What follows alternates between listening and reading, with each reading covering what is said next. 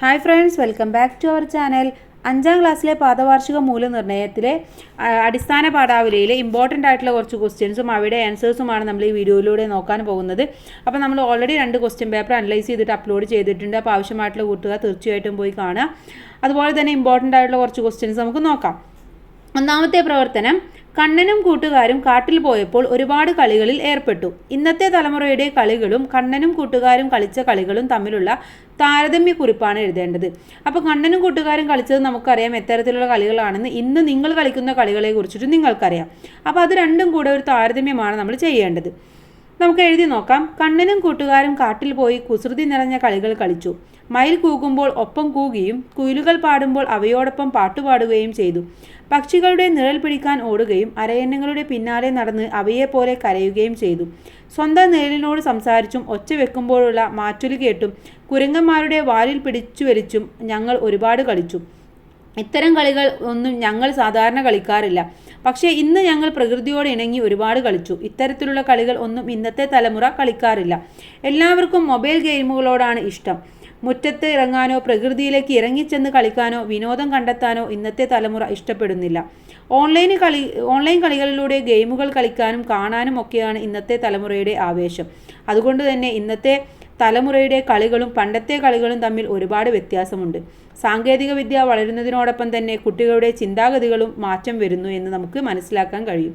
കാലം മാറുന്നതിനനുസരിച്ച് കളികളിലും മാറ്റം വന്നിരിക്കുന്നു. അപ്പോൾ കണ്ണൻ്റെ കളികൾ എന്ന് പറയുന്നത് പ്രകൃതിയോട് ഇണങ്ങിയിട്ടുള്ള കളികളായിരുന്നു. പക്ഷേ ഇന്നത്തെ കളി എന്ന് പറയുന്നത് ഓൺലൈനിലൂടെയുള്ള കളികളാണ്. ആരും പുറത്തിറങ്ങിയോ അല്ലെങ്കിൽ മുറ്റത്തേക്ക് ഇറങ്ങിയോ കളിക്കാനൊന്നും ആരും ഇഷ്ടപ്പെടുന്നുമില്ല, ആരും ചെയ്യുന്നുമില്ല. അപ്പോൾ അതാണ് രണ്ടും കൂടെ താരതമ്യം നിങ്ങൾ ചെയ്യേണ്ടത്. അടുത്ത പ്രവർത്തനം 2, പുറത്ത് നല്ല മഴ പെയ്യുന്നുണ്ടായിരുന്നു. മഞ്ഞക്കിളി തിരിഞ്ഞും മറിഞ്ഞും കിടന്ന് അവന് ഉറക്കം വന്നതേയില്ല. സംഭവങ്ങൾ ഓരോന്നായി അവൻ്റെ മനസ്സിൽ മിന്നിമറഞ്ഞു. അവൻ്റെ മനസ്സിൽ തോന്നിയ കാര്യങ്ങൾ കുറിപ്പായി എഴുതാനാണ് പറയുന്നത്.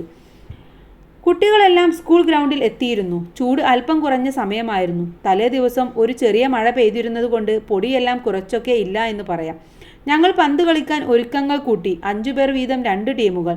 പ്രകാശൻ പന്ത് കിക്ക് ചെയ്യാൻ തീരുമാനിച്ചു. അപ്പോഴാണ് സുമംഗല ഗ്രൗണ്ടിൻ്റെ അങ്ങേയറ്റത്ത് നിന്നും ഓടി വരുന്നത് കണ്ടത്. ഓടി വരുന്നതിനിടയിൽ അവൾ വിളിച്ചു പറയുന്നത് കേട്ടു, എന്നെയും കൂടി കളിക്കു കൂട്ടു. അവൾ അടുത്തെത്തിയപ്പോൾ പ്രകാശൻ പറഞ്ഞു, നീ വീട്ടിൽ പോയി കഞ്ഞിയും കറിയും വെച്ച് കളിക്ക്. ഫുട്ബോൾ പെൺകുട്ടികൾക്ക് കളിക്കാനുള്ള കളിയല്ല. അത് കേട്ടപ്പോൾ അവൾ വളരെ വിഷമിച്ചു. അവൻ ഈ വിവരം അമ്മയോട് പറഞ്ഞു. അമ്മ അവനെ വഴക്കു പറഞ്ഞു. ഫുട്ബോൾ ആൺകുട്ടികൾക്ക് മാത്രമുള്ളതല്ല. ലോക ഫുട്ബോൾ പെൺകുട്ടികളുടെ മത്സരങ്ങളെക്കുറിച്ചിട്ടും എല്ലാ മേഖലയിലും ഇന്ന് പെൺകുട്ടികൾ മുന്നേറുന്നതിനെക്കുറിച്ചിട്ടും അമ്മ അവനോട് പറഞ്ഞു. അപ്പോഴാണ് പ്രകാശം ചെയ്തത് ശരിയല്ല എന്ന് അവന് തോന്നിയത്. അപ്പോൾ ഇവിടെ മഞ്ഞക്കിളിയുടെ ആ ഒരു ഓർമ്മകളൊക്കെയാണ് അല്ലേ, അവിടെ എന്തൊക്കെയാണോ അന്ന് സംഭവിച്ചത് എന്നുള്ളതൊക്കെയാണ് ഇവിടെ കുറിപ്പായിട്ട് എഴുതിയിട്ടുള്ളത്. ഒന്നെങ്കിൽ ഇത് കുറിപ്പായിട്ട് എഴുതും, അല്ല എന്നുണ്ടെങ്കിൽ നിങ്ങളുടെ അടുത്ത് ഡയറി എഴുതാൻ വേണ്ടി പറയും. അതുമല്ലെങ്കിൽ നിങ്ങളുടെ അടുത്ത് ഇതൊരു പ്രസംഗത്തിൽ അവതരിപ്പിക്കാനോ അതല്ല എന്നുണ്ടെങ്കിൽ ഒരു വിലയിരുത്തൽ കുറിപ്പ് നടത്താനോ ഒക്കെ പറയാറുണ്ട്. അപ്പോൾ കൂട്ടുകാർ ഈ ഭാഗം നന്നായിട്ട് വായിച്ച് മനസ്സിലാക്കി വെക്കുക. നല്ല ഇമ്പോർട്ടൻ്റ് ആയിട്ടുള്ള ഒരു ഭാഗമാണ്. ഇനി പ്രവർത്തനം 3, ചെറുശ്ശേരിയുടെ ജീവചരിത്ര കുറിപ്പ് തയ്യാറാക്കാനാണ്. 15ാം നൂറ്റാണ്ടിൽ ജീവിച്ചിരുന്ന മലയാള കവിയാണ് ചെറുശ്ശേരി നമ്പൂതിരി. ഉത്തര കേരളത്തിൽ പഴയ കുരുമ്പനാട് താലൂക്കിൽ വടകരയിൽ ചെറുശ്ശേരി ഇല്ലത്തിൽ ജനിച്ചു. കൃഷ്ണഗാഥയുടെ കർത്താവ് ചെറുശ്ശേരി നമ്പൂതിരിയാണെന്ന് 1881 പുറത്തിറങ്ങിയ ഭാഷാചരിത്രത്തിൽ ഗോവിന്ദപിള്ള അഭിപ്രായപ്പെട്ടിരിക്കുന്നു. പ്രാചീന കവിത്രയത്തിൽ ഒരാളായിരുന്നു ഇദ്ദേഹം. കോലോത്തുനാട് ഭരിച്ചിരുന്ന ഉദയവർമ്മൻ്റെ പണ്ഡിത സദസ്സിലെ അംഗമായിരുന്നു ചെറുശ്ശേരി നമ്പൂതിരി. മലയാള ഭാഷയുടെ ശക്തിയും സൗന്ദര്യവും ആദ്യമായി കാണാൻ കഴിയുന്നത് ചെറുശ്ശേരിയുടെ കൃഷ്ണഗാഥ എന്ന മനോഹര കൃതിയിലൂടെയാണ്. സംസ്കൃത പദങ്ങളും തമിഴ് പദങ്ങളും ഏറെക്കുറെ ഉപേക്ഷിച്ചു ശുദ്ധമായ മലയാള ഭാഷയിലാണ് കൃഷ്ണഗാഥ രചിച്ചിരിക്കുന്നത്. അതുകൊണ്ട് തന്നെ മലയാളത്തിൻ്റെ ചരിത്രത്തിൽ കൃഷ്ണഗാഥ സുപ്രധാനമായ സ്ഥാനമുണ്ട്. അപ്പം ചിലപ്പോൾ നമുക്ക് സാധാരണ എല്ലാ വർഷവും ഒരു ജീവചരിത്ര കുറിപ്പ് എഴുതാൻ പറയാറുണ്ട്. പക്ഷേ ഈ വർഷം ന്യൂ സിലബസ് ആണ്, നമുക്ക് അറിയില്ല വരുമോ എന്നുള്ളത്. പക്ഷേ എങ്കിലും ഈ ചെറുശ്ശേരി എന്ന് പറയുന്നത് വളരെ ഇമ്പോർട്ടൻ്റ് ആയിട്ടുള്ള ഒരാളാണ്. അപ്പോൾ കൂട്ടുകാർ ജസ്റ്റ് എല്ലാ വിവരങ്ങളും ഒന്ന് മനസ്സിലാക്കി വെക്കുന്നത് നന്നായിരിക്കും. ഇനി പ്രവർത്തനം 4, പുറത്ത് നല്ല മഴ പെയ്യുന്നുണ്ടായിരുന്നു. മഞ്ഞക്കിളി തിരിഞ്ഞും മറിഞ്ഞും കിടന്ന് അവന് ഉറക്കം വന്നതേയില്ല. അന്നത്തെ സംഭവങ്ങൾ ഓരോന്നായി അവൻ്റെ മനസ്സിൽ മിന്നിമറഞ്ഞു. അവൻ തൻ്റെ ഡയറി കയ്യിലെടുത്ത് എഴുതാൻ തുടങ്ങി. മഞ്ഞക്കിളിയുടെ അന്നത്തെ ഡയറി കുറിപ്പ് എങ്ങനെയായിരിക്കും എഴുതി നോക്കൂ.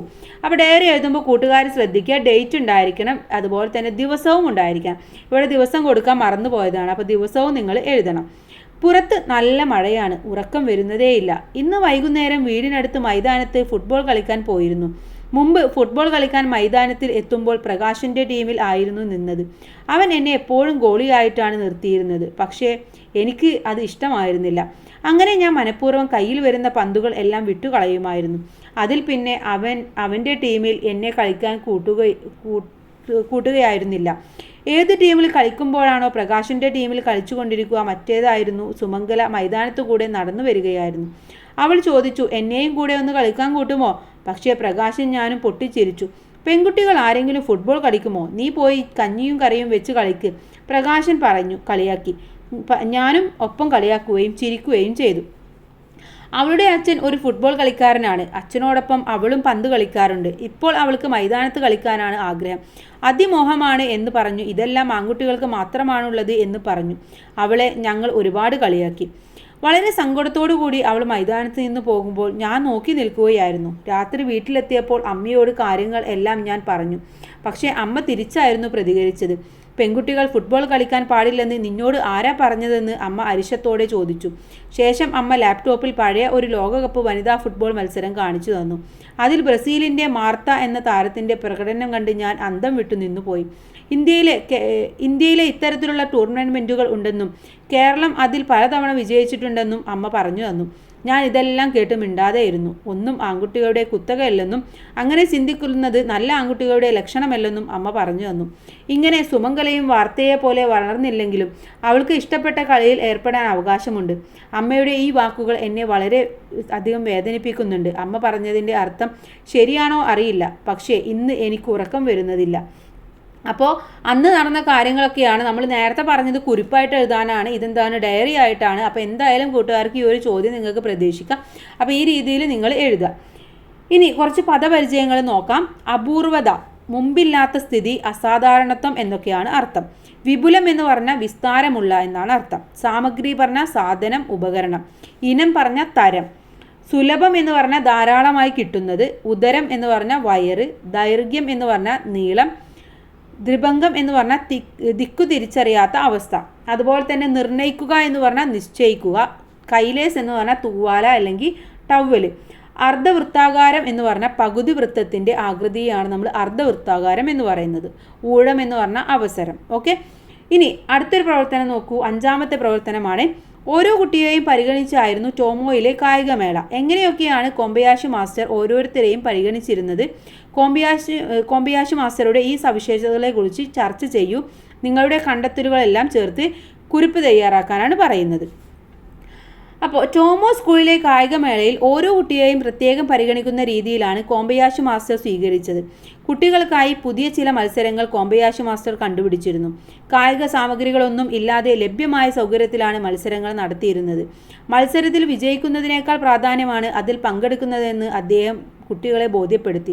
മത്സരത്തിൽ പങ്കെടുക്കാനാകാത്ത യാസോക്കിജാനെ പോലെയുള്ള കുട്ടികൾക്ക് മത്സരം നിയന്ത്രിക്കുന്ന ചുമതല നൽകി. ഇത്തിരിയോളം പോന്ന കൈകാലുകളുടെ ഉടമയായ തകാഹാഷിയെ പോലെയുള്ളവരെ മത്സരത്തിന് ഉൾപ്പെടുത്താനും മാസ്റ്റർ ശ്രദ്ധിച്ചു. കുട്ടികൾക്ക് ആത്മവിശ്വാസം പകർന്നു കൊടുക്കാൻ ഈ രീതി സഹായിച്ചു. എല്ലാവരും ഒത്തൊരുമിച്ച് ഉത്സവം ആഘോഷിക്കുന്നത് പോലെയായിരുന്നു ടോമോ സ്കൂളിലെ കായികമേളയിൽ പങ്കെടുത്തിരുന്നത്. കോമ്പയാഷി മാസ്റ്ററും അധ്യാപകരും കുട്ടികളോടൊപ്പം എല്ലാത്തിനും മുന്നിൽ നിന്നു. ഓക്കെ, അപ്പോൾ ഇത്രയുമാണ് പ്രധാനപ്പെട്ട കുറച്ച് ചോദ്യങ്ങൾ എന്ന് പറയുന്നത്. അപ്പോൾ നമ്മൾ കുറേ ചോദ്യങ്ങളും അവയുടെ ഉത്തരങ്ങളും ഡിസ്കസ് ചെയ്തു. അപ്പോൾ ഈ ഭാഗങ്ങളെല്ലാം വളരെ ഇമ്പോർട്ടൻ്റ് ആണ്.